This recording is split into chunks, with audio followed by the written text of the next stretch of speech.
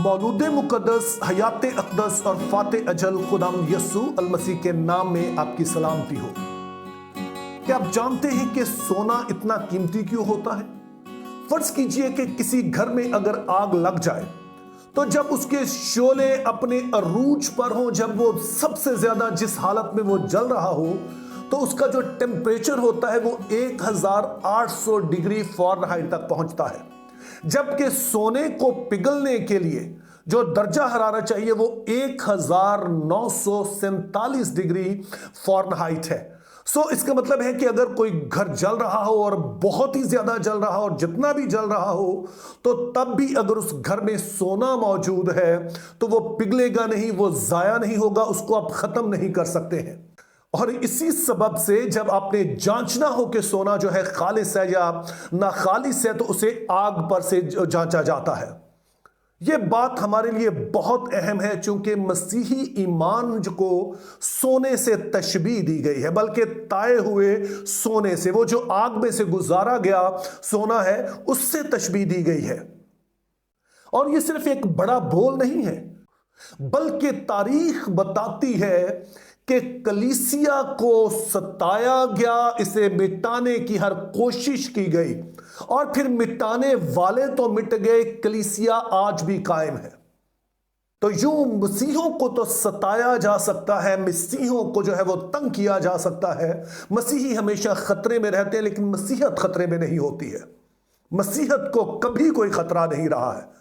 उसकी वजह यह है कि यीशु मसीह ने इस बात की गारंटी खुद दी है कि कलीसिया पर कभी आलम अरवा के दरवाजे गालिब नहीं आएंगे। आइए जरा इस आयत को देखिए। यीशु ने जवाब में उससे कहा, मुबारक है तू शिमौन बरयोना, क्योंकि यह बात गोश्त और खून ने नहीं बल्कि मेरे बाप ने जो आसमान पर है तुझ पर जाहिर की है। और मैं भी तुझसे कहता हूं कि तू पतरस है, मैं उस पत्थर पर अपनी कलीसिया बनाऊंगा और आलम अरवाह के दरवाजे उस पर गालिब ना आएंगे। ये आयत बहुत ही अहम है, लेकिन सोचिए जरा कि यीशु मसीह ने यह बात कही कहां पर। उस वक्त यीशु मसीह जो मौजूद थे वो कैसरिया फिलिप्पी के इलाके में मौजूद थे। ये वो इलाका था जो कि गैर कौमों का इलाका कहलाता था। यहां पर एक मंदिर था जो पान देवता का मंदिर था। अब जहां पर यह मंदिर था वहीं पर एक बहुत ही कोई लंबी चौड़ी एक गार थी, और वो बहुत ही खतरनाक गार समझी जाती थी। लोगों को खतरा था कि इसमें अगर कोई चला गया तो वापस नहीं आएगा, और ख्याल ये था कि ये वाला जो रास्ता है ये आलम अरवाह को जाता है। तो उसकी जो ओपनिंग थी उस गार की, उस पर एक बड़ा पत्थर रख दिया गया था ताकि लोग इसके अंदर ना जा सके और अपनी जान से हाथ ना धो बैठे। अब सोचिए कि ऐसी जगह पर खड़े होकर यीशु मसीह जो दावा कर रहे हैं उसकी अहमियत क्या है। दो बातें अहम हैं। पहले नंबर पर तो यीशु मसीह कहते हैं कि मैं ऐसी जगहों पर कलीसियाएं बनाऊंगा जहां इब्लीस अपने जोर पे होगा, जहां पर इब्लीस कोशिश करेगा कि कलीसिया को मिटा दे, लेकिन मैं अपनी कलीसिया वहां पर बनाऊंगा। और ना सिर्फ मैं वहां पर कलीसिया बनाऊंगा, बल्कि वो दूसरी गारंटी देते हैं कि आलम अरवाह के दरवाजे उस पर गालिब ना आएंगे, कि वो कुव्वतें, वो सारी तासीरें जो हमलावर हो रही होंगी, मैं उनको खुद उनका मुकाबला करूंगा और तमाम तर हमलों के बावजूद जो है वो कलीसिया कायम रहेगी। तो ये गारंटी जिसने दी है वो इस कलीसिया को कायम रखे हुए है। इसीलिए मेरा मानना है कि मसीहों को सिताया जा सकता है, मसीहों को मारा भी जा सकता है, मसीहों के घर भी जलाए जा सकते हैं, लेकिन कलीसिया को ना तो मिटाया जा सकता है ना हिराया जा सकता है। लेकिन आप कहेंगे कि इसका सबूत क्या है? मेरे अजीजों, एक तो बाइबल में ही इसका सबूत मौजूद है, और फिर तारीख इंसानी इस बात की गवाह है कि जब से कलीसिया कायम हुई है, कलीसिया ना तो फूलों की सेज पर बनी है और ना फूलों की सेज के लिए बनी है, कि कलीसिया का जो कायम करने वाला है उसकी मौत से इसका आगाज होता है। और फिर सिर्फ उसी ने मौत नहीं सही, उसने अपने लोगों से कहा, जो मेरे पीछे आना चाहे अपनी खुदी का इनकार करे, अपनी सलीब उठाए और मेरे पीछे हो ले। कलीसिया जब से बनी ये हुक्म दिया गया कि उसने सलीब उठानी है, और वो उठा रही है।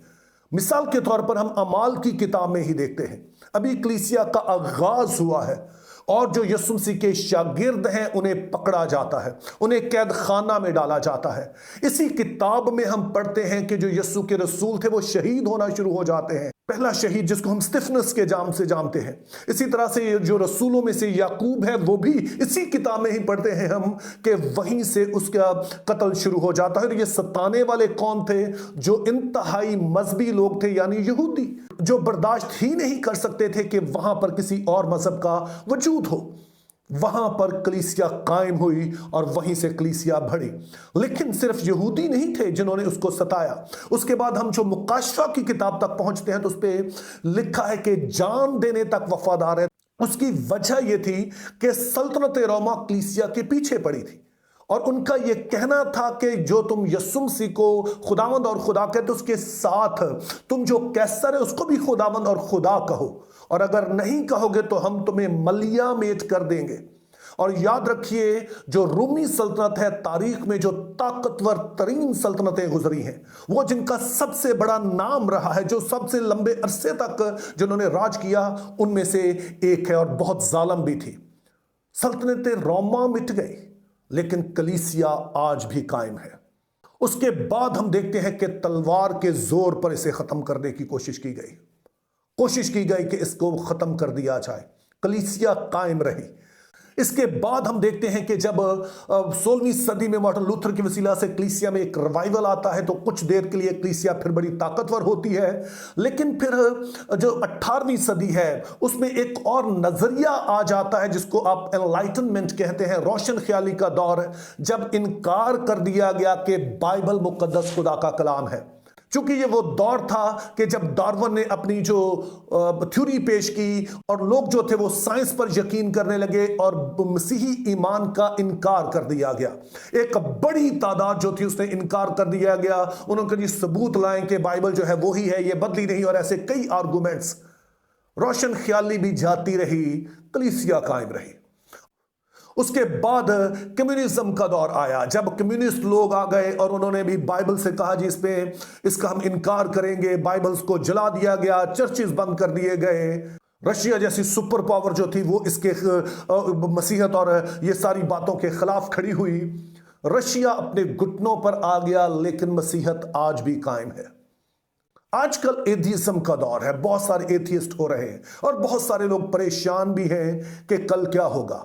लेकिन याद रखिए कि कलीसिया अगर बाकी बातों में गालिब आई है तो इसमें भी गालिब आएगी।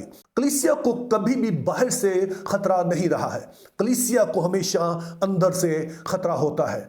और आज भी मेरे अजीजों, जब मैं ये कलाम आपके साथ शेयर कर रहा हूं तो मुझे नहीं लगता है कि हमें किसी से खतरा है। अगर कलीसिया समझेगी कि हमारा वाहिद मकसद ऐशो इशरत है और सलीब उठाने से इनकारी होंगे तो फिर तो खतरा है, लेकिन ये अंदर से खतरा है। लेकिन अगर कलीसिया ये समझे कि हमारा काम है मसीह के लिए जीना, तो बाहर से जितनी इसे आंच दी जाएगी उतनी ही कलीसिया निखर कर सामने आएगी। अगर हम तैयार हैं तो कलीसिया पर आलम अरवा के दरवाजे गालिब नहीं आ सकते हैं। इब्लीस अपना जोर लगा सकता है, लेकिन इसके कायम रहने की, इसकी जीत की जो गारंटी है उसने दी है जिसने खुद मौत को हराया है। Think biblically, live purposefully. Have a very good day.